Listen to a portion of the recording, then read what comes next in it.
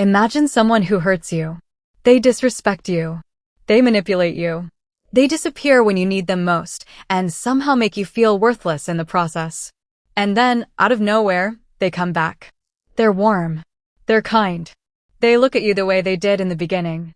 And you feel it, that flood of relief. Maybe things are finally getting better.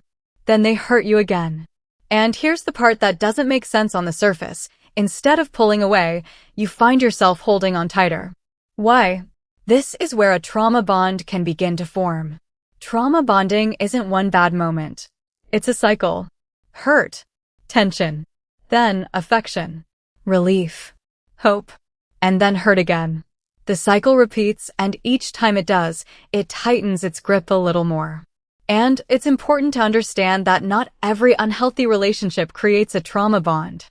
The term is generally used for a strong attachment that can develop in abusive or coercive relationships, especially when harm is repeatedly followed by affection, reconciliation, or relief. Here's what's easy to miss. The good moments in that cycle aren't necessarily fake, and they aren't meaningless. They're real enough to matter. And that's exactly what makes them so hard to walk away from. Now here's the psychology behind it, and it's the part that explains almost everything.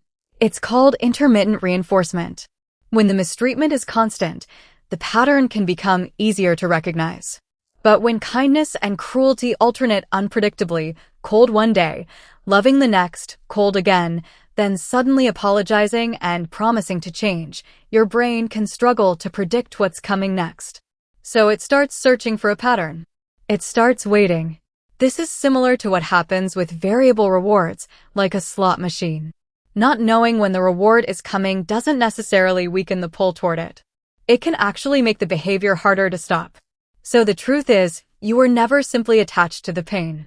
You were attached to the possibility of getting the good version of them back. This is also why leaving can feel so much harder than staying. Someone caught in this cycle isn't necessarily thinking, "They're always cruel to me." They're thinking, "But they aren't always bad." And that's exactly what makes it complicated. They remember the version that apologized and seemed to mean it. The conversations where they finally felt understood. The nights that felt like proof the relationship was worth it. So walking away doesn't feel like leaving someone who's always hurt them. It feels like giving up on the person they keep hoping will come back for good. There's one more piece to this, and it's the part that makes the whole thing almost paradoxical. When relief follows pain, that relief can feel incredibly powerful. It can feel bigger and more meaningful than relief that was never preceded by suffering. And over time, something strange can happen. The person causing the pain also becomes the person associated with making it stop. Same person. Two roles. The source of the wound and the source of the healing. That's the trap.